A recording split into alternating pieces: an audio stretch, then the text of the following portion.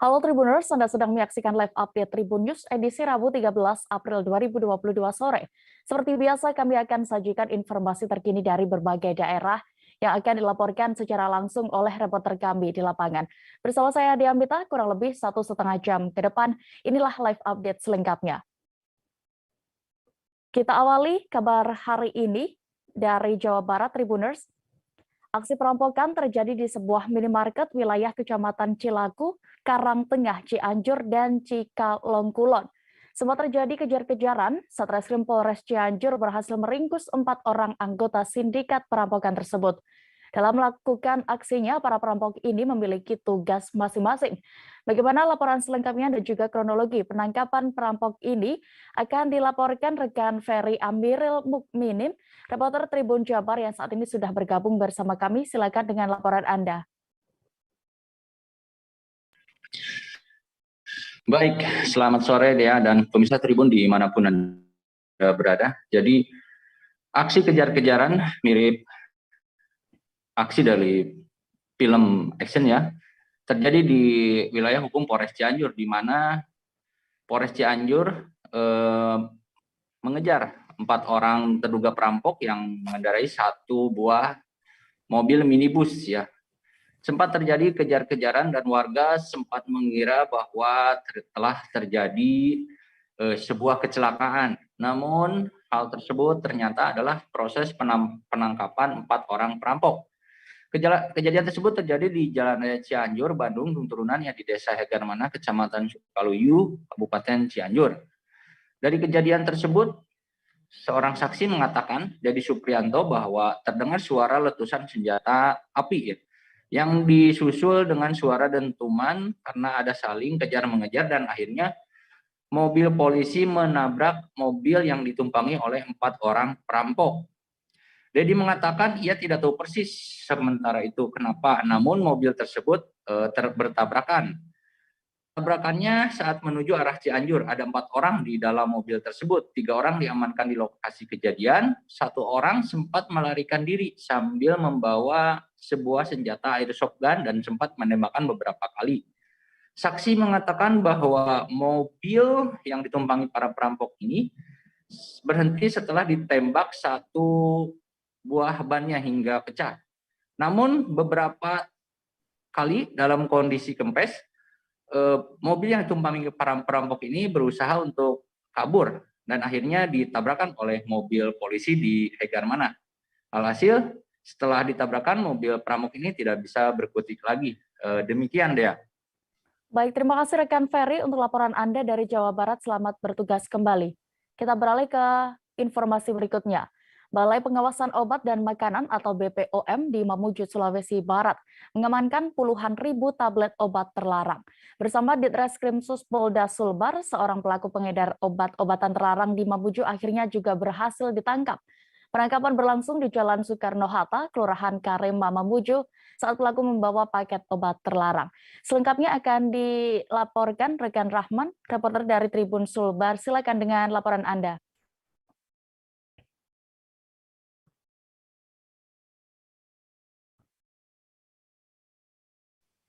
Halo rekan Rahman. Halo dia di studio dan Tribuners. Jadi baik, terkait dengan penangkapan pelaku pengedaran obat-obatan terlarang di Kabupaten Mamuju, Sulawesi Barat ini telah berhasil diungkap oleh Balai Pengawas Obat-obatan dan Makanan Kabupaten Mamuju dan Diskrimsus Polda Sulawesi Barat, di mana Polda Sulawesi Barat dan BPOM ini berhasil menyita 27.522 tablet obat-obatan jenis tramadol dan boje ini berhasil diamankan oleh BPOM Mamuju, di mana pelaku ini berencana untuk mengedarkan obat-obatan di wilayah Kabupaten Mamuju dan Kabupaten Pasangkayu hingga ke Sulawesi Tengah. Nah, pelaku inisial RM ini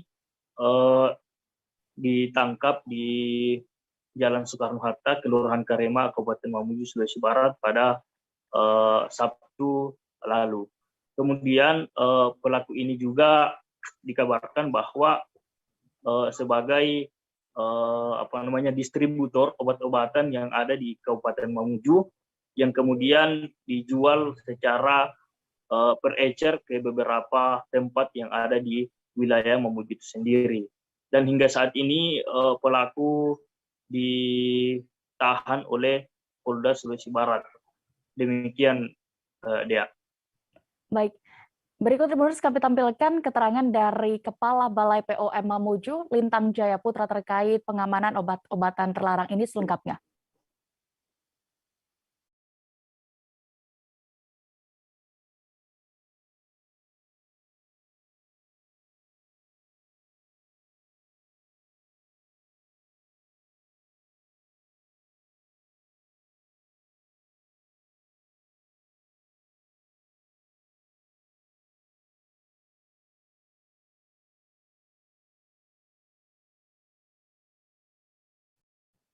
Pengusaha toko smartphone PS Store Putra Siregar ditangkap aparat kepolisian bersama artis Rico Valentino. Keduanya diamankan atas dugaan pengeroyokan terhadap seorang warga di kawasan Senopati, Jakarta Selatan. Disebut Putra dan Rico kini telah ditetapkan sebagai tersangka dalam kasus tersebut.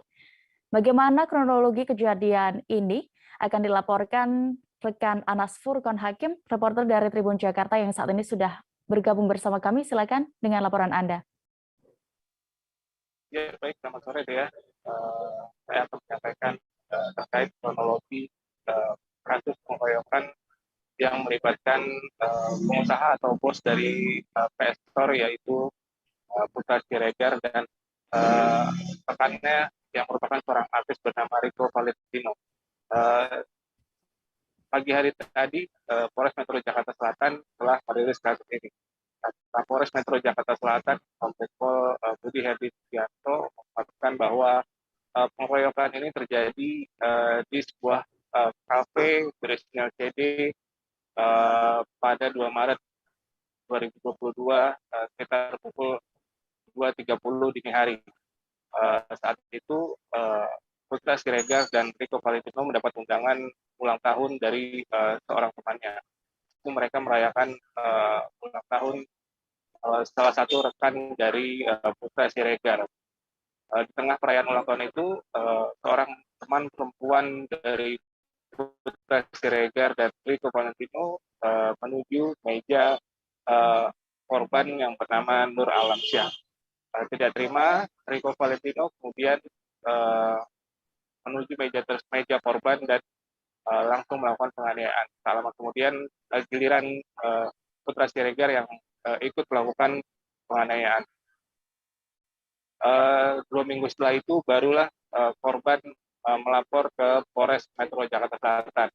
Polisi menyebut korban tadinya berupaya melakukan upaya mediasi, namun setelah 2 minggu tidak menerima kabar atau permintaan maaf dari Putra Siregar dan Rico Valentino, korban melalui kuasa hukumnya akhirnya melaporkan peristiwa pengeroyokan itu ke Polres Metro Jakarta Selatan. Dan pada Senin atau Selasa kemarin, polisi telah menetapkan Putra Siregar dan Rico Valentino sebagai tersangka pengeroyokan. Keduanya dijerat pasal 170 KUHP dengan ancaman hukuman 5 tahun penjara. Sementara itu, Putra Siregar mengatakan bahwa dirinya tidak dijemput paksa oleh polisi, melainkan menyerahkan diri. Dia menyerahkan diri setelah pulang dari ibadah umroh. Begitu dia. Baik, Tribuners terkait ini berikut keterangan lengkap dari Kapolres Metro Jakarta Selatan, Kombes Pol Budi Herdi Susianto.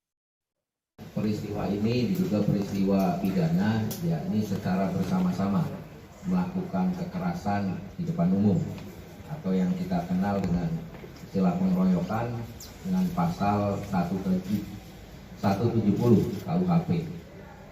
Peristiwa ini terjadi pada tanggal 2 Maret 2022 sekira pukul 2.30 dini hari. Jadi pada peristiwa ini kebetulan terjadi di dalam kafe CD tersebut, diduga telah terjadi peristiwa pidana secara bersama-sama melakukan kekerasan di depan umum yang diduga dilakukan oleh tersangka RV dan tersangka PS terhadap korban MNA. Jadi kronologis peristiwa pidana tersebut, pada saat itu baik korban maupun terduga pelaku itu sedang berada di kafe tersebut. Kondisinya ada yang sedang dalam keadaan minum, ya. Dan kemudian peristiwa ini dipicu karena ada salah satu kawan perempuan yang ada di kelompok RV dan PS ini kemudian mendatangi ke mejanya korban MNA. Entah apa yang dibicarakan, ya ini dalam proses penyidikan yang kami lakukan. Namun kemudian tersangka RV itu tidak senang dengan peristiwa tersebut. Kita beralih ke Provinsi Riau, Tribuners. Harimau kembali meneror warga desa Tasik Tebing, Bengkalis. Tasik Tebing Serai, Bengkalis pada Selasa 12 April sore kemarin. Binatang buas itu sempat menerkam warga di desa Tasik Tebing Serai, Kecamatan Tualang, Muandau, pekan lalu. Lalu bagaimana kronologi munculnya kembali harimau ini akan disampaikan reporter kami dari Tribun Pekanbaru. Saat ini kami sudah terhubung dengan rekan M. Natsir. Silakan dengan informasi Anda.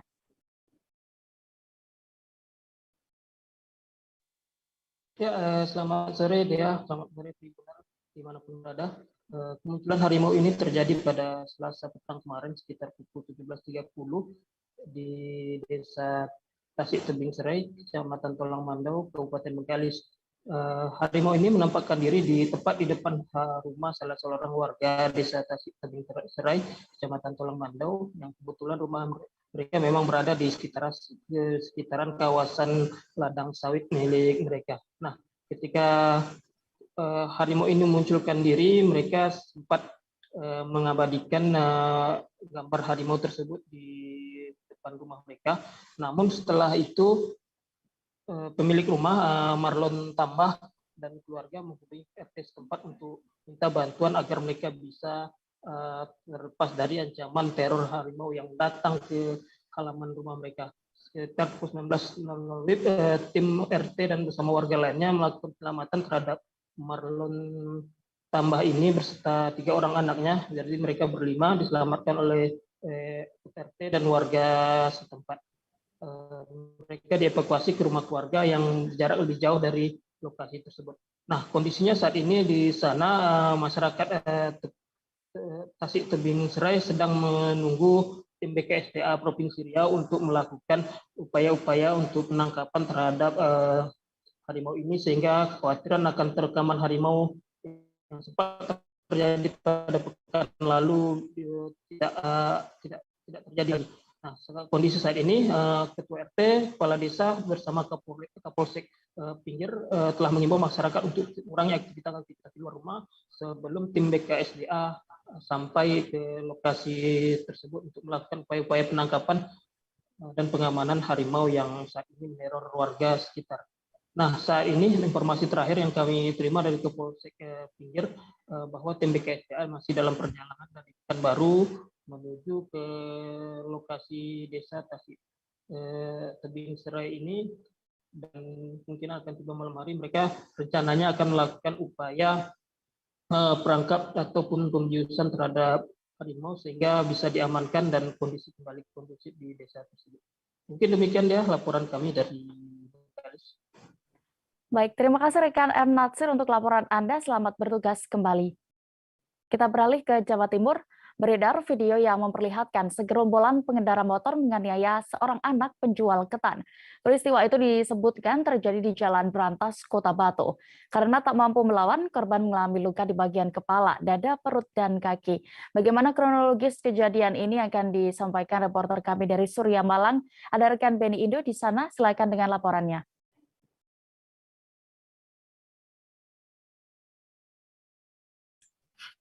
Terima kasih rekan Dea. Saya laporkan langsung dari Kota Batu bahwa segerombolan pengendara motor ini baru saja melakukan penganiayaan terhadap anak pedagang ketan di Kota Batu yang masih berusia 17 tahun. Dan hasil liputan saya di lapangan, penganiayaan ini terjadi akibat adanya umpatan dari korban yang merasa terganggu dengan segerombolan pengendara motor ini yang menggeber keras knalpot mereka ketika melintasi sebuah ruas jalan di Kota Batu. Nah, waktu itu ketika sang korban ini mengumpat, kemudian terdengar oleh salah satu gerombolan ini, kemudian gerombolan ini datang bergerombol mendatangi korban dan melakukan pemukulan di bagian kepala, dada, perut, dan kaki korban. Setelah peristiwa tersebut terjadi, sejumlah warga datang kemudian mencoba melerai dan mengusir para gerombolan sehingga tidak kembali lagi ke lokasi TKP. Setelah itu kepolisian mendatangi lokasi dan saat ini polisi tengah mencari para pelaku yang diduga merupakan warga yang tidak jauh dari Kota Batu, dan informasi terbaru yang saya terima memang masih belum ada keterangan siapa-siapa pelakunya, namun polisi sudah mengetahui identitas mereka melalui rekaman CCTV yang berada di dekat lokasi dan termasuk juga video yang sempat direkam oleh warga dan kemudian juga menjadi barang bukti. Ya. Baik, Tribuners, terkait kejadian ini rekan jurnalis kami juga sudah melakukan wawancara bersama korban. Berikut selengkapnya. Rian, bagian apanya yang dipukuli sama gerombolan itu? Ya, kepala kena, terus bagian badan, perut sama kaki, pokoknya banyak yang kena. Waktu itu sampean posisi tertidur atau jongkok atau gimana? Berdiri saya. Berdiri dipukul itu. Oke. Sampean nggak sempat balas atau gimana? Enggak. Saya nggak ada perlawanan. Waktu pukulan pertama dia jongkok kok. Nanti waktunya tutup masih lagi. Iya, sudah closing. Tutup niku pun siap-siap nopo engkes-engkes. Iya. Terus arek-arek niku ber-ber. Nggih kula masakan kula apa maksudnya saat tiba-tiba kok berhenti hampir sampai itu apa maksudnya, ada masalah apa? Kan lari-lari kan baru-baru di minggir mandap. Lah kula kaget nggih keperucut omongan misu Pak. Nun sewu nggih kula keperucut jancuk tapi nggih mboten sing banter ngoten. Terus kula nggih biasa malih sekian. Kalau sembarang kali jagongan kali ayah. Ngoten tok pun niku. Sengaja wis tak yo. Oke. Ambek ngene kan saoleh. Bu, korban sempat dianu enggak? Tempeleng iyalah. Iya tahu sama ibu dandangi. Sampai bapake malah bapake sing minta maaf. Minta maaf. Soalnya posisi saat itu kan sebelum waktu kita ya warga. Metu kabeh yang nggawa entung ya ana sing nggawa kayu. gerombolan ini usia berapa, Bu? Aduh, cek belasan. Oh. Iki ana arek kocok-kocok arek wedok nggawa. Spanduk. Kecelakaan maut terjadi di distrik Minyambo, Kabupaten Pegunungan, Arfak, Papua Barat pada Rabu 13 April dini hari tadi. Musibah itu melibatkan satu unit truk yang membawa 29 penumpang. Truk tidak terkendali hingga menghantam tebing, menewaskan 18 orang. Bagaimana kondisi terkini di sana dan juga laporan selengkapnya akan disampaikan rekan Safwan Asari Raharusun, reporter Tribun Papua Barat yang sudah bergabung bersama kami di sana. Silakan rekan Safwan. Ya, baik. Dea dan juga Tribuners dimanapun Anda berada, hari ini dapat saya kabarkan dari Kabupaten Manokwari, Provinsi Papua Barat, bahwa kecelakaan maut terjadi di Kabupaten Manokwari, Kabupaten Pegunungan Arfak, maksud saya, tepatnya di distrik Minyambo, Kabupaten Pegunungan Arfak, yang mana kecelakaan tersebut merenggut kurang lebih 18 nyawa yang merupakan bagian dari pekerja tambang di sebuah tambang di Kabupaten Pegunungan Arfak. Dan dapat saya laporkan bahwa sebelumnya berdasarkan informasi yang kami peroleh, penumpang yang ada dalam truk tersebut berjumlah kurang lebih 29 orang, yang mana di dalamnya ada kurang lebih 28 orang dewasa dan salah satu adalah balita dan dalam keterangan yang kami peroleh dari Kapolres Manokwari sendiri, beliau menyampaikan bahwa dari 18 orang yang meninggal dunia itu 17 diantaranya adalah orang dewasa yang mana merupakan pekerja buruh di tambang emas tersebut, dan satu diantaranya yaitu balita yang masih berusia kurang lebih 3 tahun. Dapat saya kabarkan juga bahwa pasca kejadian tersebut, Basarnas dan juga Polres Manokwari langsung ke TKP dan melakukan evakuasi jenazah-jenazah yang tewas dan juga korban luka-luka yang ada di distrik Menyembo, Kabupaten Pegunungan Arfak.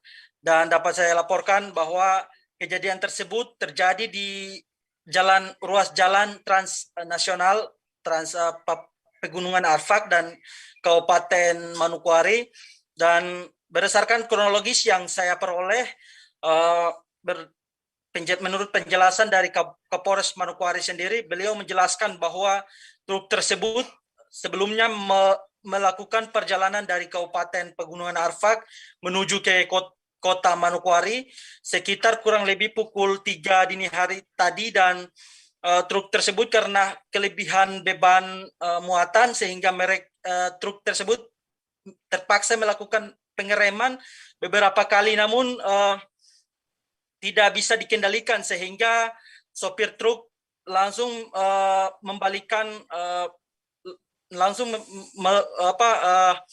melepaskan kendaraan tersebut hingga menabrak salah satu tebing di ruas jalan Trans Manokwari Pegunungan Arfak itu sendiri, dan menewaskan kurang lebih 17 orang dewasa dan salah satu diantaranya yakni anak di bawah umur, dan sopir truk sendiri langsung tewas di tempat begitu. Dan berdasarkan keterangan yang kami peroleh juga dari kerabat korban, rata-rata korban yang meninggal dan yang kritis di rumah sakit saat ini adalah masyarakat dari keluarga Flobamora, Nusa Tenggara Timur, dan rencananya mereka dari tambang emas ilegal di Kabupaten Pegunungan Arfak mau kembali turun ke Kabupaten Manokwari begitu. Dan selain itu berdasarkan keterangan yang kami peroleh juga bahwa saat ini jajaran Polres Manokwari telah mendirikan posko untuk mengumpulkan data-data dari keluarga dan juga dari korban untuk selanjutnya dilakukan pencocokan dan dikembalikan ke pihak keluarga. Dan berdasarkan keterangan juga dari keluarga bahwa pihak perusahaan telah bersedia untuk bertanggung jawab dan besok rencananya akan mengirim kembali para korban ke Nusa Tenggara Timur dan selanjutnya dikebumikan di tanah kelahiran mereka masing-masing begitu. Ya. Baik, Tribuners, terkait kejadian Laka Maut ini, rekan Safwan juga sudah melakukan wawancara bersama pihak Basarnas Manokwari dan juga Kapolres Manokwari. Berikut keterangan lengkapnya. Pada saat kita tiba itu kondisi situasi di sana itu sudah jenazah, sudah mayat semua sudah berhambur di bukan satu titik tapi beberapa titik, dan kita mulai evakuasi dari korban pertama hingga sampai korban yang ke-13, sedangkan yang korban yang 3 diantaranya itu sudah duluan dievakuasi ke rumah sakit Pratama dan meninggal di sana. Dan proses evakuasi itu kita berjalan kurang lebih hampir 1,5 jam, dan yang satu sempat terjepit. Yang menjadi kendala kami cuma satu korban yang sempat terjepit di trek, dan kemudian trek itu kita geser tarik untuk mengevakuasi korban terakhir, dan langsung kita evakuasi dari lokasi menuju ke rumah sakit umum kabupaten. Tahu berapa korban yang dievakuasi? Yang kami evakuasi untuk khususnya Basarnas, kami evakuasi 13 jenazah. Di antara 13 itu ada satu balita. Belum tahu juga identitasnya seperti apa. Yang pasti balita hanya satu. Pada pukul kurang lebih jam 3 pagi telah terjadi laka kecelakaan lalu lintas melibatkan satu unit truk orang, kemudian mengangkut juga ada material lain berupa kayu dan material kendaraan bermotor. Truk ini mengalami kecelakaan tunggal, melakukan pengereman dari turunan kilometer 10 arah dari Anggi, kemudian lepas kendali, selanjutnya mengerem dan tidak bisa mengendalikan, terakhir menabrak tebing dan mereka. Berapa yang kritis? Berapa orang? Saat ini yang kritis ada 6 orang di sana. Kemudian selanjutnya kami dari Polres Manokwari setelah melakukan olah TKP, mengevakuasi korban, selanjutnya akan membuka posko di Rumah Sakit Umum Daerah ini untuk melakukan identifikasi daripada jenazah dan nantinya berkoordinasi dengan keluarga untuk dapat dikembalikan kepada tempat. Tinggal dunia di tempat. Itu orang Manokwari semua kan ya? Dari Manokwari semua yang 16 orang. Masih kami identifikasi dan tahun 16-nya ini di dalam juga masih dilakukan proses identifikasi, mungkin nanti lebih jauh akan dijelaskan. Pasca insiden pengeroyokan pada 11 April lalu, kondisi terkini Ade Armando dikabarkan dalam kesadaran yang baik. Ketua Umum PIS itu juga masih bisa berkomunikasi dan berinteraksi serta merespons pembicaraan dengan tertawa. Bagaimana terkait lebih detail kondisi terkini dari Ade Armando akan dilaporkan rekan Rizky Sandi Saputra, jurnalis Tribun News yang saat ini sudah bergabung bersama kami. Silakan dengan laporan Anda. Ya, selamat sore Dea dan juga Tribuners. Bisa disampaikan bahwa pada hari ini tadi saya, Rizky Sandi Saputra, telah menyambangi Rumah Sakit Siloam Semanggi, di mana tempat dari proses perawatan untuk dosen Fakultas Ilmu Sosial Ilmu Politik Universitas Indonesia, yakni Ade Armando pasca dikeroyok begitu atau mengalami penganiayaan akibat mengikuti aksi di depan gedung DPR Senin kemarin. Tadi pihak keluarga sekaligus Sekjen Pergerakan Indonesia untuk Semua PIS, yakni yang disebut NONG begitu. NONG menyebut kalau kondisi Ade dalam keadaan kesadaran yang baik begitu. Ini juga memastikan kalau Ade Armando maksud saya sudah bisa berkomunikasi layaknya orang biasa dan juga sudah bisa merespon interaksi dengan tertawa begitu. Tadi juga Nong menyatakan kalau Ade kondisinya stabil, hanya saja masih dalam penanganan khusus oleh ahli dari Rumah Sakit Siloam Semanggi begitu. Tak hanya Nong, tadi juga ada Direktur Rumah Sakit Siloam Semanggi yakni Dr. Adityawati. Dirinya menyatakan kalau saat ini hingga hari ini maksud saya Ade Armando belum bisa dijenguk oleh pihak manapun begitu kecuali dari pihak keluarga, sebab salah satu halnya yakni adanya penerapan pembatasan penjengukan di masa pandemi ini dan juga kondisi Ade Armando yang masih tidak stabil dan perlu istirahat yang cukup begitu. Tadi Dr. Dita begitu disapanya menyatakan kalau Ade Armando masih dalam penanganan seluruh ahli dan juga tim dokter dari Rumah Sakit Siloam Semanggi, hanya saja dirinya belum dapat memberikan penjelasan terkait dengan kondisi detail dari Ade Armando karena itu alasannya masih di dalam penanganan kedokteran. Tak hanya itu, dia juga belum bisa dapat memastikan hingga kapan Ade Armando bisa dijenguk oleh halayak atau juga kerabat begitu, karena memang masih dalam keadaan yang intensif, perawatan intensif.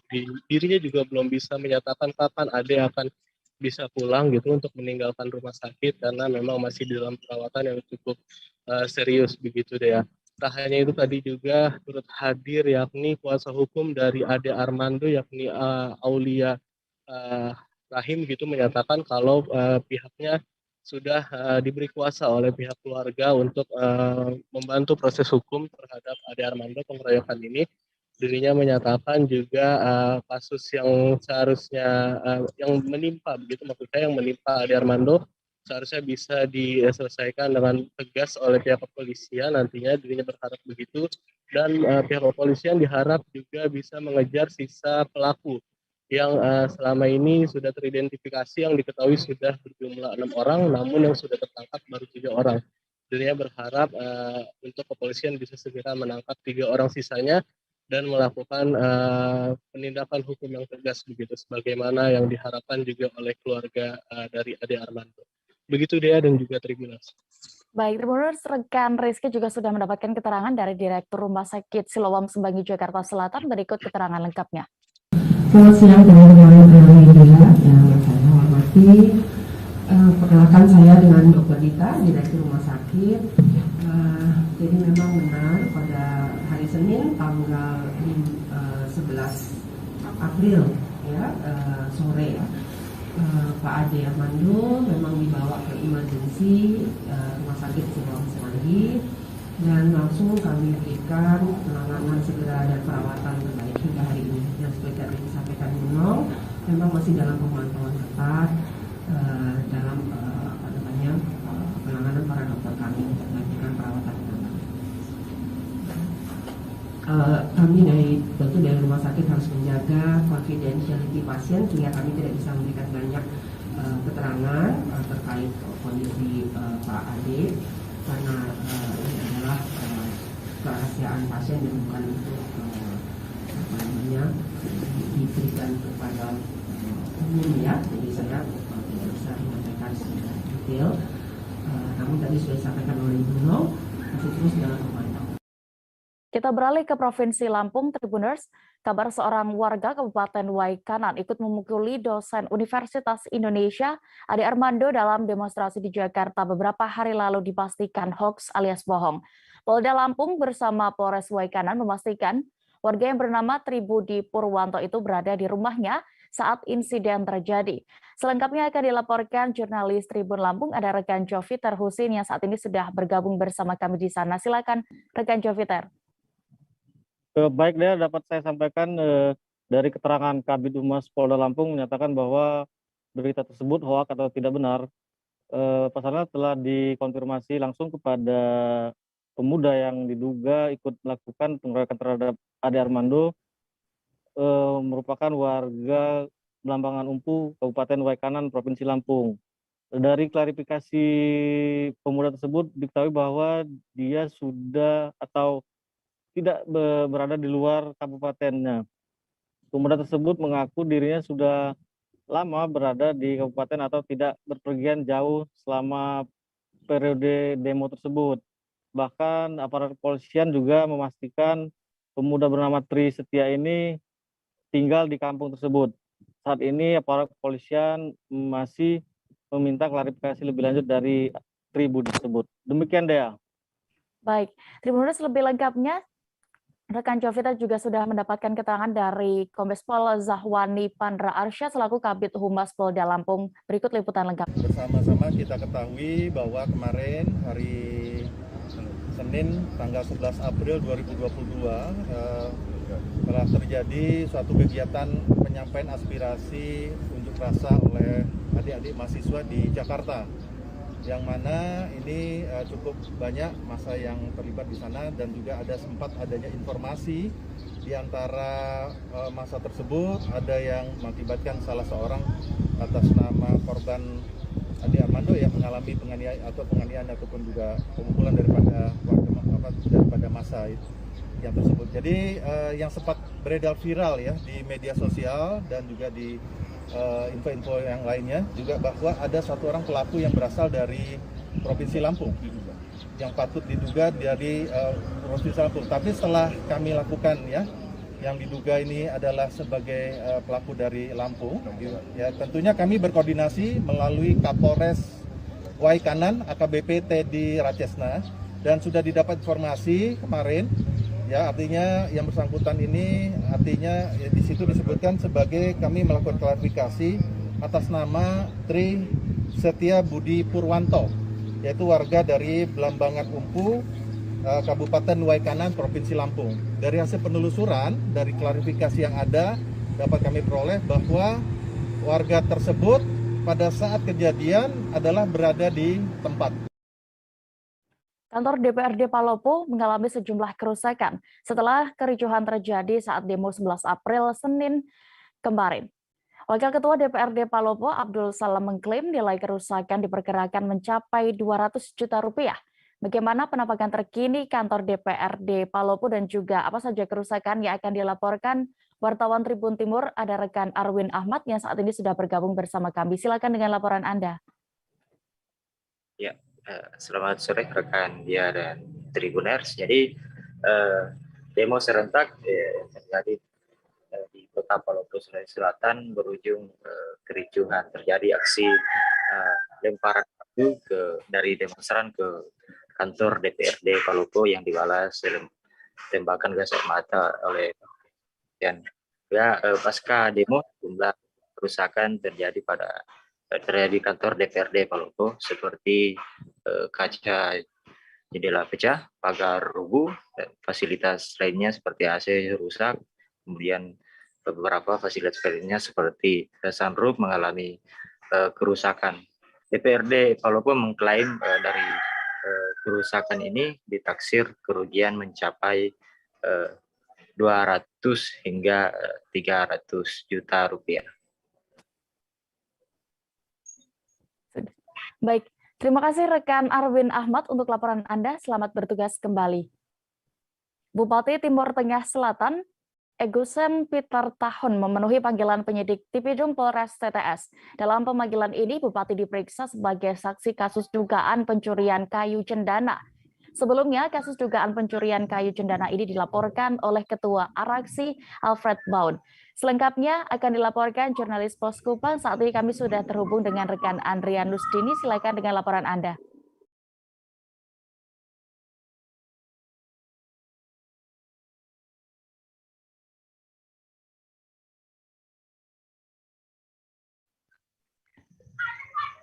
Baik Tribuners, Bupati Timur Tengah Selatan, Nusa Tenggara Timur, Egusem Peter Tahun memenuhi panggilan penyidik Polres TTS Selasa 12 April 2022 untuk menjalani pemeriksaan sebagai saksi dalam kasus dugaan pencurian kayu cendana.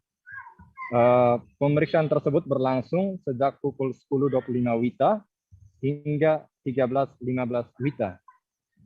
Bupati Epi Tahun didampingi kuasa hukumnya, Steph Pobas, dan Simon Tunmuni. Setelah menjalani pemeriksaan, Bupati Epi enggan memberi komentar kepada wartawan dan mengarahkan wartawan untuk berkomunikasi dengan kuasa hukumnya. Kuasa hukumnya mengatakan bahwa Bupati Epi ditanya ada sekitar 39 pertanyaan oleh penyidik. Dan semua itu terkait kayu cendana.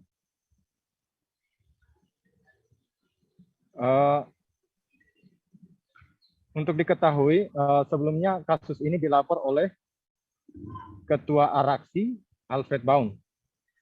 Dan sebelumnya juga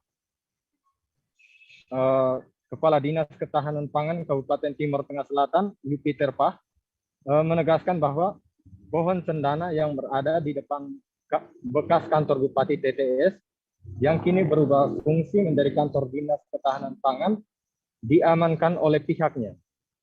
Dan hal ini tidak sesuai dengan pemberitaan di media sosial maupun media online yang mengatakan bahwa pohon cendana tersebut dicuri. Dan pihaknya juga telah berkoordinasi dengan Bupati TTS sebelum memindahkan pohon tersebut ke rumah jabatan Bupati. Baik, terima kasih rekan Adrianus Dini untuk laporan Anda dari Timur Tengah Selatan. Selamat bertugas kembali. Disperindak Bitung menemukan banyak barang kadaluarsa masih dijual di pasaran. Selengkapnya seusai jeda berikut, tetaplah di live update Tribun News. Oke, apa kabar Bang Arif di sini untuk strateginya? Kalau saya sendiri di Jumit 37 ini yang semalam baru mulai, saya udah sebenarnya aku nggak ngerasa itu penangkapan atau penggerbegan atau apapun itu, karena gini loh, posisinya aku jadi kita mengenal disebut dengan stroke yang tidak berdarah dengan stroke yang berdarah. Stroke yang tidak berdarah itu biasanya ditandai dengan adanya penyumbatan. Kalau itu terjadi di sini mungkin pikirnya tidak ke situ kali ya, tapi kalau di Korea atau di Kamboja itu ada beberapa paper yang saya itu mas, dulunya tukang koran. Oh gitu ya. Tukang koran. Ya, saya baca itu Pak. Tuh kan, pernah baca kan? Ya. Jadi kalau saya jadi Pangdam itu udah bersyukur banget. Si anak ini dijadikan sebagai tersangka begitu.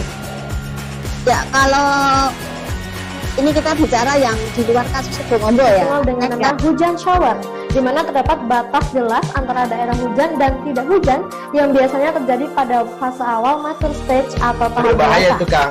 Jadi mulai artinya terjadinya perlembekan. Nah, Kembali di live update Tribun News, kita menuju informasi berikutnya. Ketersediaan Pertalite dan solar di sejumlah SPBU di Kota Kendari, Sulawesi Tenggara terpantau aman dan tercukupi. Walau aman, berdasarkan pantauan di beberapa titik lokasi SPBU, nampak antrean cukup padat. Dapat terlihat antrean puluhan mobil masih memenuhi areal POM SPBU. Bagaimana pantauan di sana selengkapnya akan dilaporkan wartawan Tribun News Sultra. Ada rekan Ridwan Kadir, silakan dengan laporan Anda. Ya, terima kasih rekan Dia atas kesempatannya. Dapat saya sampaikan bahwa terpantau di beberapa SPBU yang ada di Kota Kendari, Sulawesi Tenggara, yaitu ketersediaan atau stok akan BBM jenis Pertalite dan solar masih tercukupi atau aman di beberapa SPBU. Kemudian seperti misalnya di SPBU Martando yang bertempat atau terletak di Kecamatan Ondonowu, dapat saya sampaikan ketersediaan Pertalite itu berada di angka 24 kiloliter per harinya, sedangkan untuk solar berada di angka 16 kiloliter. Kemudian di tempat yang lainnya, yaitu di SPBU Teratai, ketersediaan akan BBM jenis Pertalite maupun solar juga terbilang cukup aman atau tercukupi. Dapat dilihat dari sisi distribusi BBM untuk Pertalite dan solar yang dilakukan pengiriman dari Pertamina TBBM Kendari tiap harinya. Untuk kedua jenis BBM tersebut mendapat bagian sebesar 24 kiloliter per harinya. Dengan mekanisme pendistribusian yang pertama itu sebanyak 16 kiloliter dan berikutnya pada pendistribusian yang kedua yaitu sebanyak 8 kiloliter untuk pendistribusian kedua. Kembali ke rekan Dia. Baik, terima kasih rekan Ridwan Kadir untuk laporan Anda. Selamat bertugas kembali. Tribuners, diketahui sejumlah BBM saat ini tengah mengalami kenaikan harga. Salah satunya yaitu Pertamax. Di Kabupaten Tanah Tidung, Kalimantan Utara, Pertamax dibanderol dengan harga Rp12.750 per liternya. Kenaikan bahan bakar minyak ini di Kabupaten Tanah Tidung khususnya ternyata kerap mempengaruhi harga pangan di sana. Bagaimana sebenarnya kondisi terkini di sana terkait ekonomi di sana akan dilaporkan wartawan Tribun Kaltara. Saat ini kami sudah terhubung dengan rekan Risnawati. Silakan dengan laporan Anda.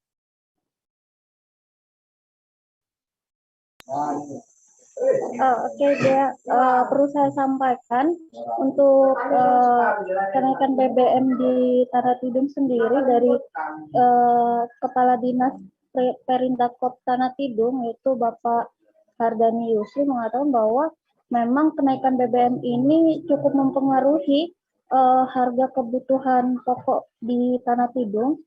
Meski begitu juga dia sampaikan hingga saat ini kenaikan harga sejumlah bahan pokok strategis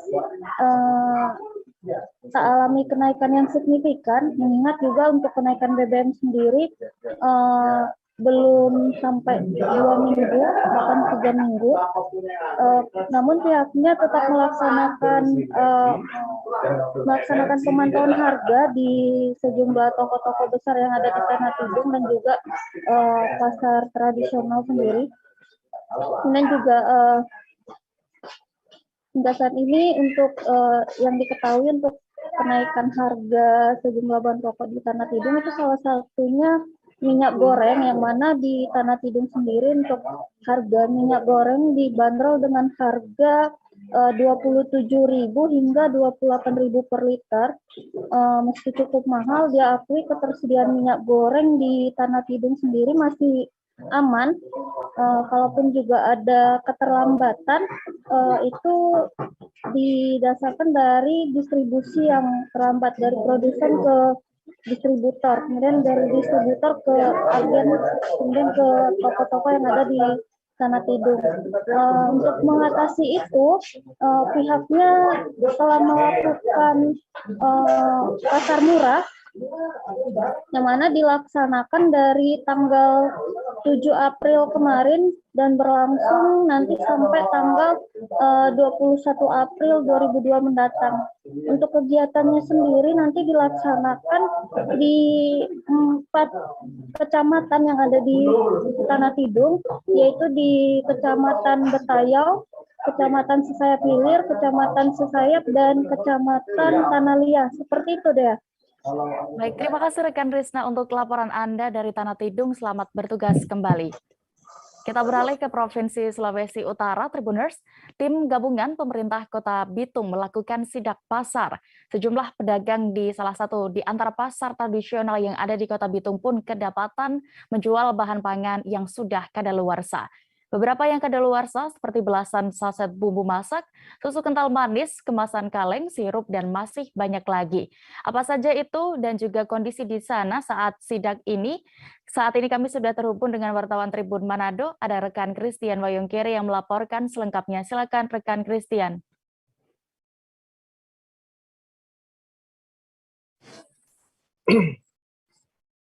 Selamat sore rekan Dea dan Tribuners dimanapun Anda berada.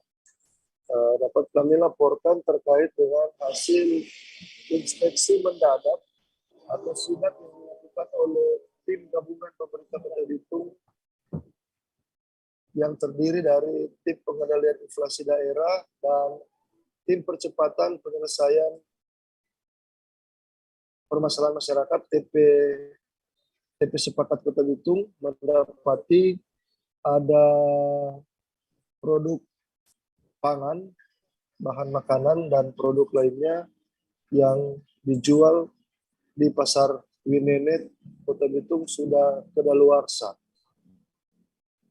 Dan seperti yang Anda saksikan, masa kadaluarsanya tidak tanggung-tanggung Tribuners. Ada yang sudah sejak 2019, 2020 dan 2021 sudah waktu kadaluarsa, namun masih saja dijual oleh para pedagang yang ada di Pasar Winenet. Dan hari ini juga hari Rabu tanggal 13 April 2022 sidak juga kembali dilakukan di Pasar Girian dan kembali mendapati produk bahan pangan atau bahan makanan yang sudah kadaluarsa di Pasar Girian. Jadi untuk 2 hari pelaksanaan sidak mendapati beberapa bahan pangan yang sudah kadaluarsa begitu dia. Dan selain di pasar modern, selain di pasar tradisional, sidak ini juga dilakukan di toko atau swalayan. Ada 3 toko yang dilakukan sidak juga mendapati beberapa produk yang dijual atau dipajang sudah dalam kondisi kadaluarsa, sehingga pihaknya langsung melakukan penyitaan atau mengambil sampel untuk dimusnahkan dan memberi warning keras kepada pedagang yang kedapatan menjual barang yang sudah kadaluarsa. Ke depan nanti jika masih ditemukan akan langsung diberi tindakan atau sanksi tegas, yaitu pencabutan izin berjualan.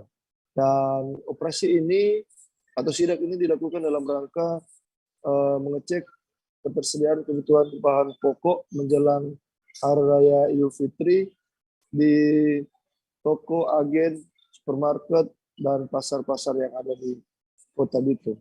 Demikian Dea dan Tribuners, terima kasih. Baik, Tribuners, terkait ini juga rekan Christian sudah melakukan wawancara bersama Kepala Seksi Perlindungan Konsumen dan Tertib Niaga Dinas Perdagangan. Berikut keterangan lengkapnya. Jadi ketika kita masuk mengawasi barang-barang yang beredar di dalam toko City Mart, salah satunya adalah ikan kaleng, merek apa tadi ya? Ikan kaleng lah ya. Terus lanjut. Irma mentega 250 gram, masa expire 1 April 2022. Nutri Baby Royal 400 gram, masa expire 16 Februari 2022. Kerupuk udang Vina, masa expire 2 Agustus 2021. Susu saset Hilo 19 April 2020. 2022. Oh, minta maaf itu enggak? Nanti 19 April ini ya, maksudnya. Ya, masih berlaku. Susu Cap Nona. Nah, itulah jenis-jenis produk yang didapati kadaluarsa di toko City Mart Kota Bitung. Komisi 8 DPR RI bersama Kementerian Agama akan mengumumkan besaran biaya perjalanan ibadah haji 1443 Hijriah atau 2022 Masehi ini. Rencananya pengumuman akan digelar dalam sesi konferensi pers setelah rapat kerja dengan Menteri Agama Yakut Khalil Qomas pada hari ini Rabu 13 April petang nanti. Bagaimana persiapannya dan juga ini nanti akan dilaporkan oleh wartawan Tribunnews. Saat ini kami sudah terhubung dengan rekan Khairul Umam. Silakan rekan Umam dengan laporan Anda.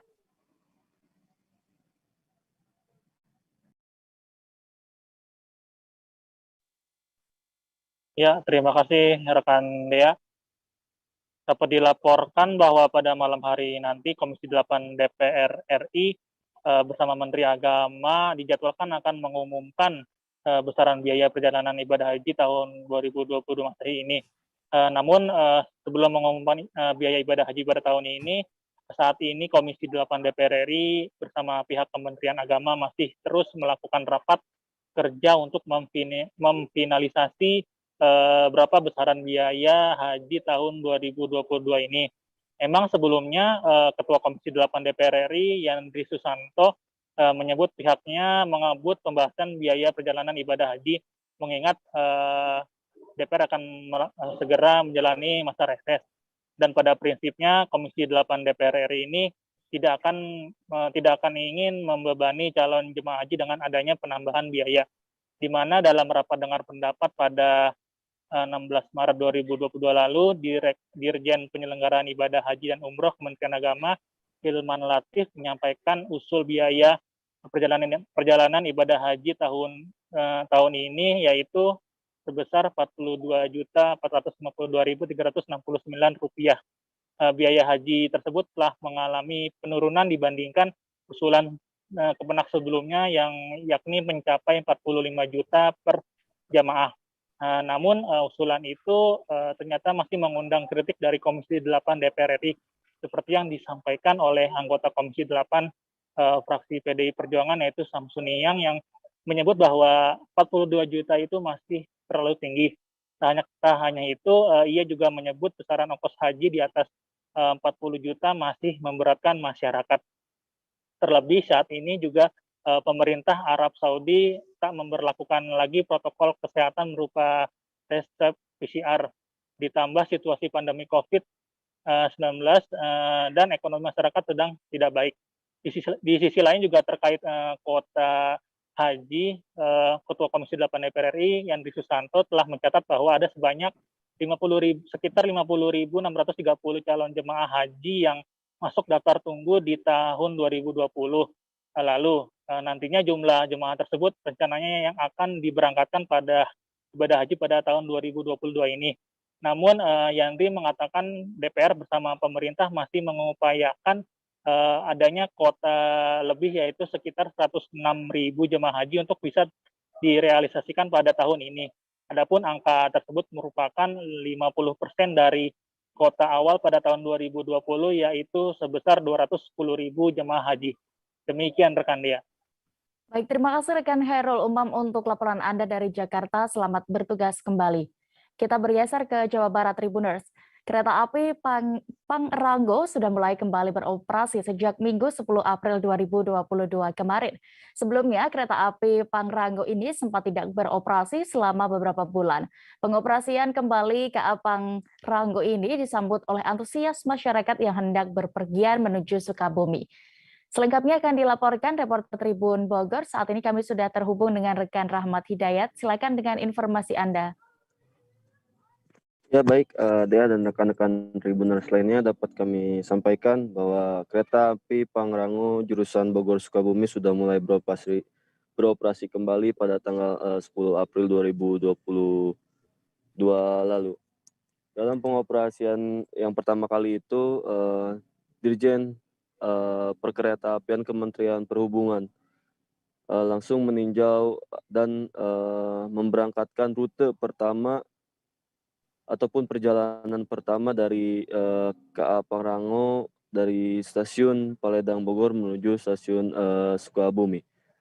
Dalam pengoperasiannya kali ini, KA Pangrango masih menggunakan jalur lama ataupun jalur tunggal dari ruas jalur Bogor Cicurug yang melintasi ruas jalur Paledang Sukabumi.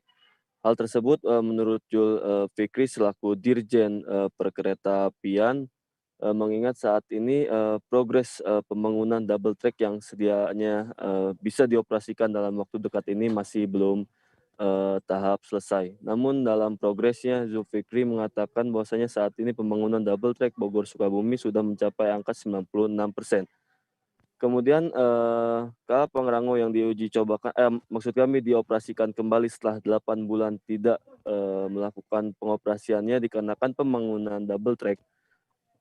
Pada hari Minggu kemarin sudah banyak disambut antusiasme oleh masyarakat sekitar.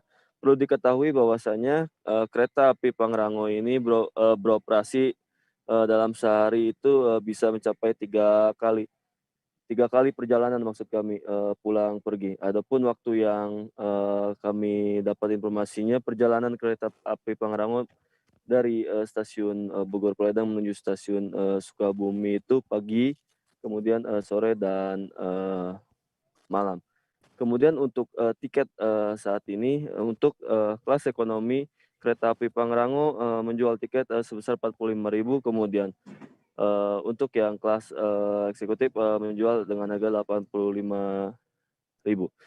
Kemudian sebagai tambahan informasinya kami pun mendapatkan informasi lainnya dari Dirjen Perkeretaapian Kemenhub Jul Fikri. Beliau mengatakan bahwasanya saat ini mungkin pengoperasian kereta api Pangrango hanya menggunakan jalur tunggal Bogor Sukabumi. Namun diperkirakan pada akhir bulan April ini atau sekitar awal bulan Mei, kereta api Pangrango sudah bisa menggunakan jalur ganda ataupun double track yang saat ini masih dalam tahap pembangunan dan sebentar lagi akan selesai. Hal tersebut menurut Zulfikri akan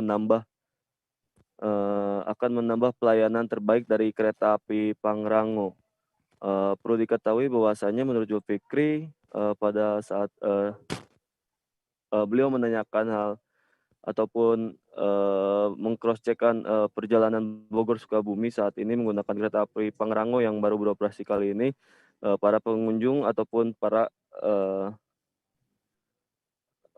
pengguna kereta api Pangrango bisa melakukan perjalanannya selama hampir kurang lebih 2 jam perjalanan dari Bogor menuju Sukabumi. Nah, ketika double track jadi nanti pihak perkeretaapian bisa memotong ataupun memangkas waktu perjalanan hingga mencapai 80 menit Bogor Sukabumi. Begitu dia laporan dari kami. Baik, Tribuners terkait ini juga rekan Rahmat Hidayat sudah melakukan wawancara bersama pihak terkait. Berikut keterangan lengkapnya. Track ini yang memang terpaksa mengingat likuiditas yang ada di sepanjang jalur itu kerjaan batas ini harus diberhentikan yang jalur yang masih untuk mempercepat sebenarnya kalau tidak diberhentikan memang dulu panjang banget. Alhamdulillah ini sudah kita selesaikan dan kita operasikan. Ini adalah tahap pertama dari pekerjaan double track Bogor Sukabumi. Di tahap pengoperasian artinya kereta yang tadi yang di jalur yang lama itu kita operasikan kembali, masih menggunakan jalur yang lama. Sementara pekerjaan untuk di double tracknya sudah selesai, itu sudah 90% lebih dari berapa sih? Sudah 96%. Jadi kita harapkan ini memang kita bisa selesaikan sampai akhir bulan April ini. Dan di awal Mei double track untuk segmen pertama antara Bogor Suruh ini kita bisa operasikan. Selesainya ini double track ini nanti punya kapasitas jalur kita makin meningkat dengan adanya double track Bogor Suruh.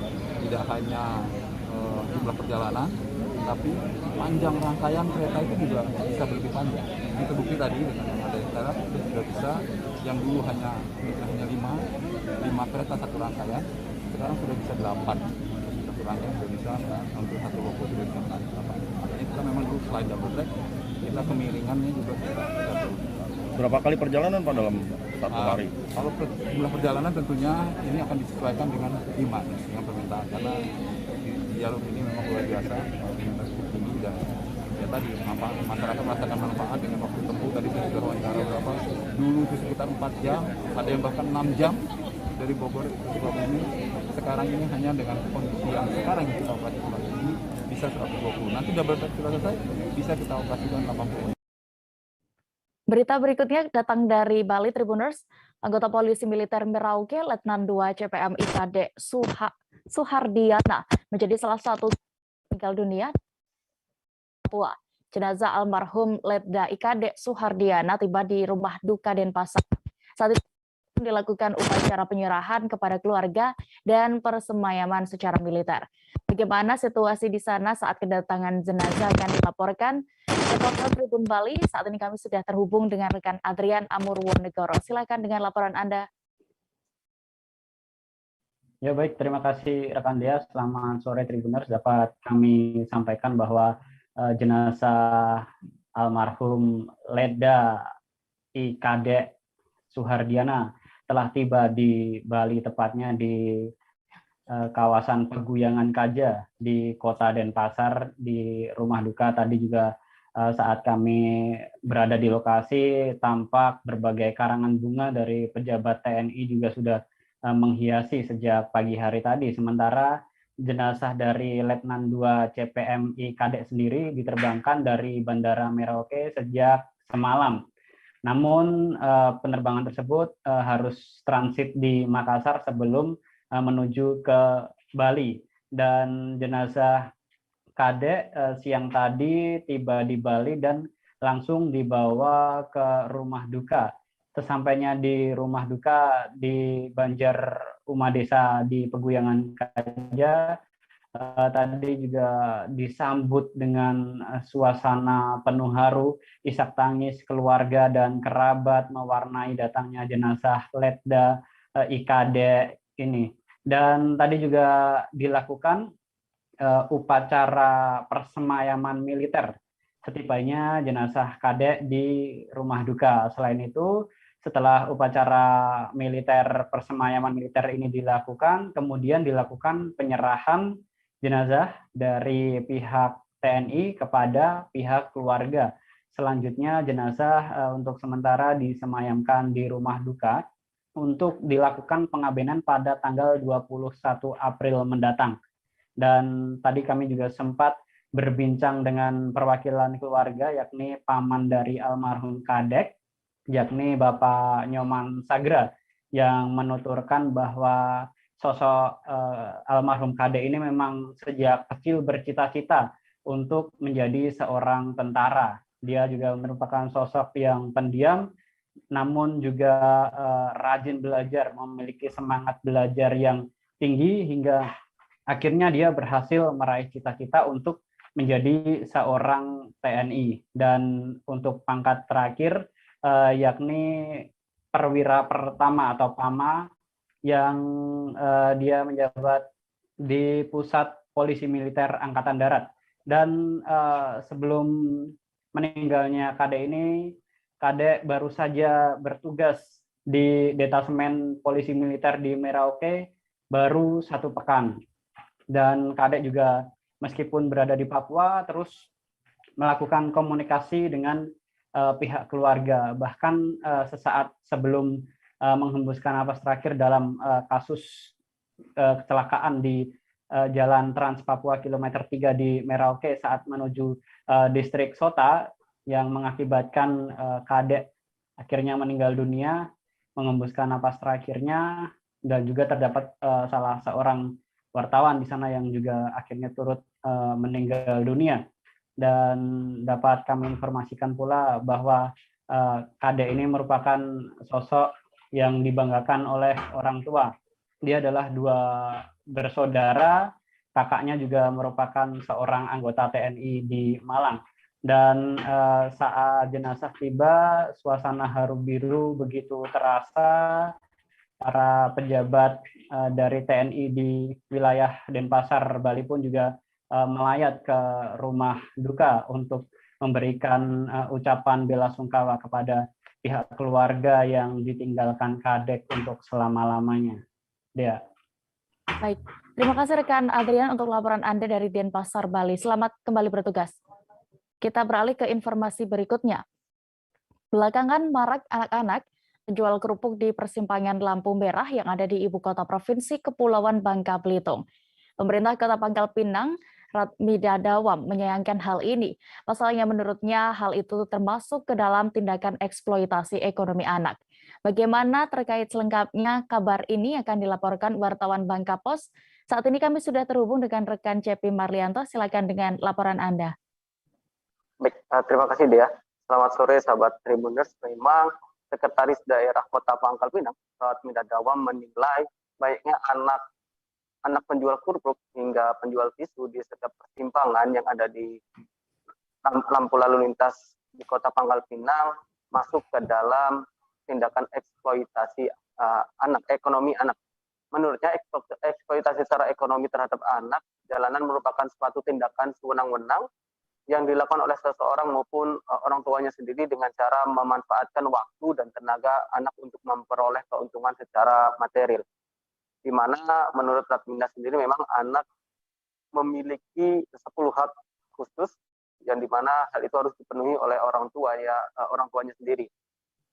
Di mana Radmida sendiri menegaskan eksploitasi ekonomi terhadap anak secara regulasi memang tidak diperkenankan, di mana orang tua anak tersebut dapat dikenakan hukuman pidana sebagaimana yang diatur dalam Undang-Undang Nomor 35 Tahun 2014 atas perubahan Undang-Undang Nomor 23 Tahun 2002 tentang perlindungan anak. Dalam undang-undang tersebut sudah jelas diatur di mana mengenai larangan bagi siapapun termasuk orang tuanya sendiri untuk mengeksploitasi anak baik secara ekonomi ataupun seksual. Sekda juga menilai dirinya sendiri juga menolak keras tindakan eksploitasi ekonomi terhadap anak, di mana yang hal itu dilakukan oleh orang tuanya, di mana hal itu juga seperti diketahui anak-anak sendiri memiliki hak-hak 10 hak khusus yang di mana dalam masa tersebut harus diberikan oleh orang tuanya.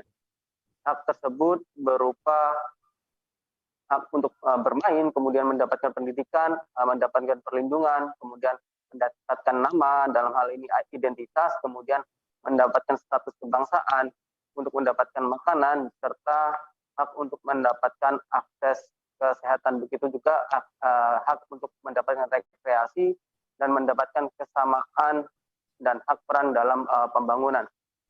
Oleh karena itu, Radmida sendiri meminta para orang tua untuk dapat memberikan hak terhadap anaknya tersebut, terutama dalam memperoleh pendidikan dan bermain. Di mana pemerintah Kota Pangkal Pinang sendiri telah mencanangkan wajib belajar selama 12 tahun. Hal itu juga untuk meningkatkan status kota layak anak yang disandang pemerintah Kota Pangkal Pinang, di mana saat ini menyandang status madya, dan untuk ditingkatkan menjadi status India maupun utama pada tahun-tahun berikutnya. Begitu pula seperti yang diungkapkan oleh Kepala Dinas Pemberdayaan Perempuan, Perlindungan Anak dan Keluarga Berencana Kota Pangkal Pinang, Eti Fahriati, di mana memang pemerintah Kota Pangkal Pinang sampai saat ini terus berupaya untuk menyelesaikan permasalahan anak-anak yang kerap berjualan di beberapa persimpangan lampu lalu lintas yang ada di Kota Pangkal Pinang. Seperti yang diketahui memang beberapa persimpangan di Kota Pangkal Pinang seperti Simpang 4 Ramayana, kemudian Simpang 7 Kota Pangkal Pinang kerap dijadikan daerah ataupun langganan anak-anak menjual kerupuk hingga tisu di tempat-tempat tersebut. Di mana sejauh ini juga pemerintah Kota Pangkal terus mendalami apakah ada unsur eksploitasi yang dilakukan oleh orang tuanya maupun orang lain. Selain itu juga pemerintah Kota Pangkal Pinang telah mengeluarkan peraturan daerah nomor 7 tahun 2015 tentang penanganan gelandangan, pengemis, dan anak jalanan, di mana di dalam pasal 36 dilarang keras memang pergelandangan dan pengemisan di jalan atau di tempat umum, baik secara perorangan maupun kelompok, dengan alasan apapun itu tidak diperbolehkan. Bahkan dalam pasal yang lain juga setiap orang dilarang untuk mengajak, membujuk ataupun membantu, menyuruh dan memaksa mengkoordinasikan orang lain secara perorangan ataupun kelompok sehingga menyebabkan terjadinya pergelandangan atau pengemisan.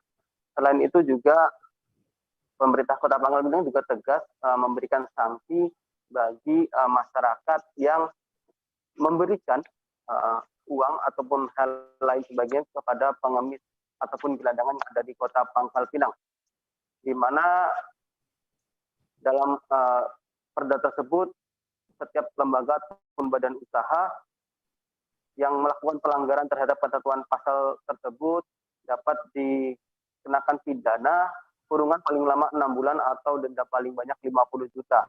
Selain dapat dikenakan pidana, setiap orang ataupun lembaga usaha yang melakukan pelanggaran tersebut setelah Perda nomor 36 nomor 7 tahun 2015, di mana dapat dikurung dengan kurungan pidana, ancaman kurungan pidana selama 10 hari dan atau denda paling banyak 1 juta rupiah. Begitu rekan Dea. Baik, terima kasih rekan CP Marlianto untuk laporan Anda dari Pangkal Pinang. Selamat bertugas kembali. Posko Tunjangan Hari Raya atau THR mulai dibuka di seluruh wilayah Indonesia termasuk di Kalimantan Utara. Di Kabupaten Malinau, pos layanan dan aduan pembayaran THR keagamaan telah dibuka di kantor Dinas Ketenagakerjaan. Saat ini kami sudah terhubung dengan rekan Muhammad Supri, wartawan dari Tribun Kaltara yang akan melaporkan selengkapnya. Silakan rekan Supri dengan informasi Anda. Baik, selamat sore rekan Dea dan rekan-rekan di studio.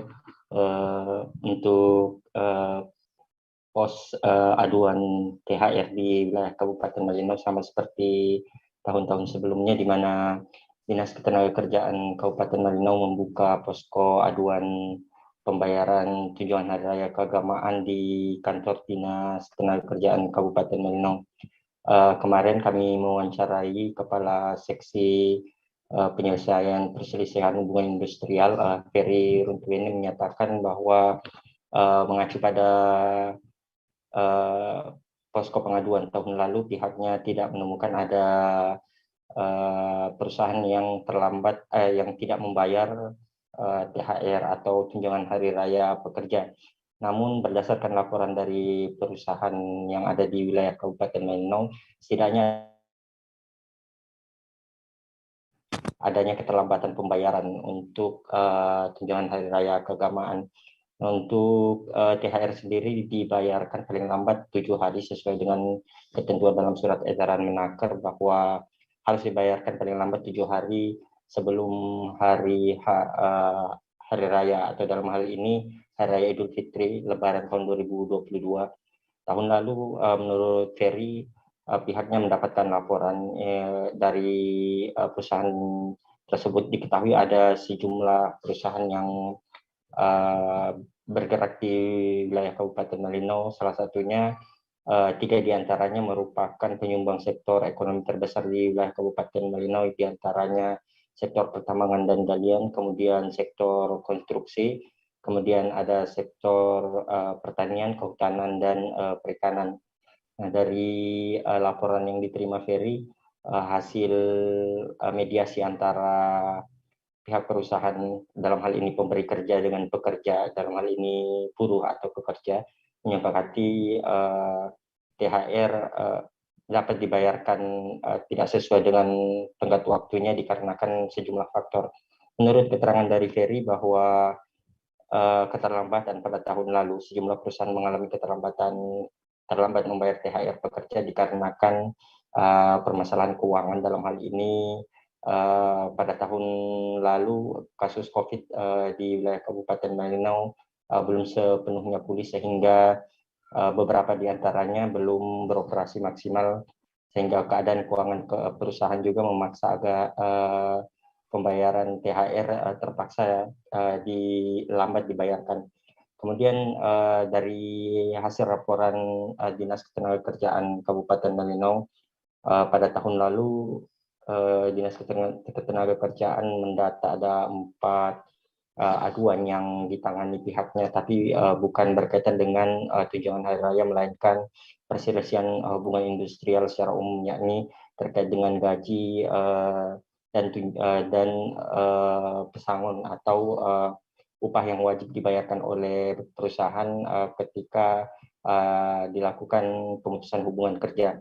Dari data tersebut, Ferry menyatakan karena Dinas Ketenagakerjaan saat ini berumur masih baru di wilayah Kabupaten Malinau, sebelumnya merupakan bagian dari Dinas Penanaman Modal Terpadu Satu Pintu di wilayah Kabupaten Malinau, sehingga kerja-kerja ketenagakerjaan saat ini baru bisa berjalan maksimal sekira 2 tahun belakangan ini. Menurut Ferry, biasanya pada saat posko aduan dibuka 7 hari atau seminggu sebelum hari keagamaan, hari raya keagamaan, barulah pihaknya akan mendapatkan aduan-aduan mengenai ada perusahaan yang terlambat membayar atau perusahaan yang enggan membayar gaji karyawannya. Namun berdasarkan keterangan dan data dari Dinas Ketenagakerjaan Kabupaten Malinau, saat ini tidak ditemukan ada laporan awal terkait adanya perusahaan yang enggan membayar. Namun diprediksi seperti tahun sebelumnya, kemungkinan besar akan adalah perusahaan yang terlambat membayar upah atau maksud kami terlambat membayar THR pada hari raya keagamaan tahun 2022 ini. Namun Ferry tidak bisa memastikan lebih lanjut. Menurutnya aduan tersebut akan diterima H-7 sebelum Hari Raya Idul Fitri nanti. Demikian rekan dia. Baik, terima kasih rekan Muhammad Supri untuk laporan Anda. Selamat bertugas kembali. Kita beralih ke Provinsi Lampung. Tribuners, jika Anda sedang berada di Bandar Lampung, Anda bisa meluangkan waktu untuk mampir ke Pasar Seni PKOR. Di sana Anda bisa sekedar bersuah foto atau menikmati sore hari bersama keluarga. Tak hanya itu, di sana juga terdapat toko yang menjual cukup banyak jenis karya seni buatan tangan atau handmade yang bisa Anda jadikan buah tangan.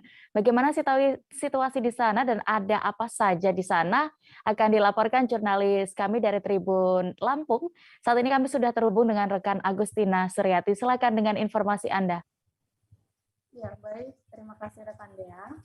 Jadi untuk Tribuners dimanapun Anda berada, ada satu pondok di Pasar Seni Pekor Wai Halim, Kota Bandar Lampung, di mana pondok tersebut bernama Rimba Raya 88 atau yang dulunya bernama Cermai.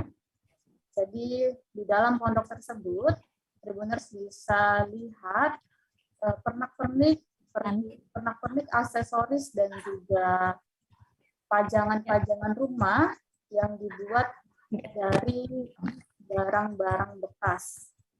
Dan seluruh aksesoris dan juga pajangan tersebut itu diukir dan dibuat sedemikian rupa oleh sang pengrajin bernama Wilson Aryo. Ya. Jadi Wilson mendapat wawasan dan kemampuan untuk membuat beberapa jenis karya seni. Di antaranya kebanyakan dari itu adalah karya seni kriya, di mana dia dulu dapatkan dari sebuah komunitas yang dia ikuti di Jakarta. Jadi di dalamnya, di sana Wilson membuat berbagai macam aksesoris seperti kalung, lalu ada cincin, ada juga lukisan, dan juga banyak dompet, dan juga di sana ada bermacam-macam perhiasan seperti anting-anting ya. Jadi perhiasan, aksesoris dan juga pajangan di sana cukup unik dan bernilai seni tinggi karena dibuat dari kayu yang diukir, terutama ada satu kalung liontin topeng, di mana liontin tersebut berukuran kecil namun memiliki detail ukiran yang cukup menarik karena di situ liontin tersebut dibentuk sedemikian rupa menggunakan tangan Wilson sendiri dalam bentuk topeng. Jadi selain itu ada pula kalung berliontin yang terbuat dari kulit ya. Jadi kulit tersebut dilukis dan juga diukir oleh Wilson. Lalu kemudian ada juga kalung yang berliontin batu bekas. Di sana juga dikreasikan sedemikian rupa menjadi indah dan bernilai seni tinggi. Lalu ada juga biota laut seperti kerang, di sana juga dijadikan perhiasan aksesoris, jadi dijadikan liontin kalung, dan juga ada juga yang untuk dijadikan sebagai cincin ya.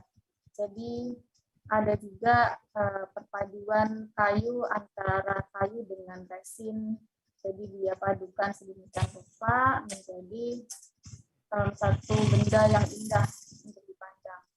Jadi untuk Rimba Raya 88 ini di sana juga mematok harganya tidak terlalu mahal, mulai dari Rp5.000 untuk gelang sederhana sampai Rp50.000. Lalu untuk kalung sendiri itu harganya hanya dibanderol sekira Rp8.000 sampai Rp100.000. Jadi bermacam-macam harganya sesuai dengan tingkat kesulitan pembuatannya. Lalu ada juga yang sedikit terlewat, ada juga beberapa lukisan. Di sana ada lukisan yang dilukis dengan ampas kopi. Di sana bisa di custom atau dipesan sesuai request pelanggan ya. Jadi ada juga selain lukisan dengan bubuk kopi, ada juga lukisan dengan cat akrilik serta sketsa wajah.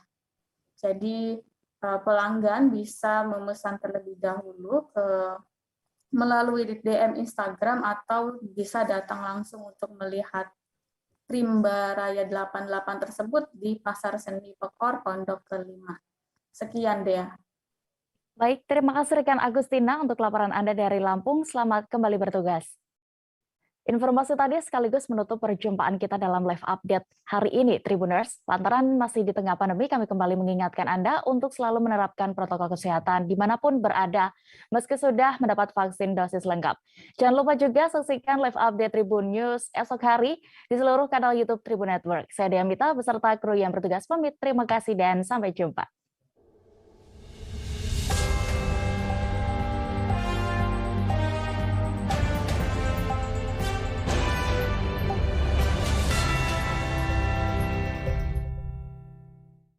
Jangan lupa like, subscribe, dan share ya!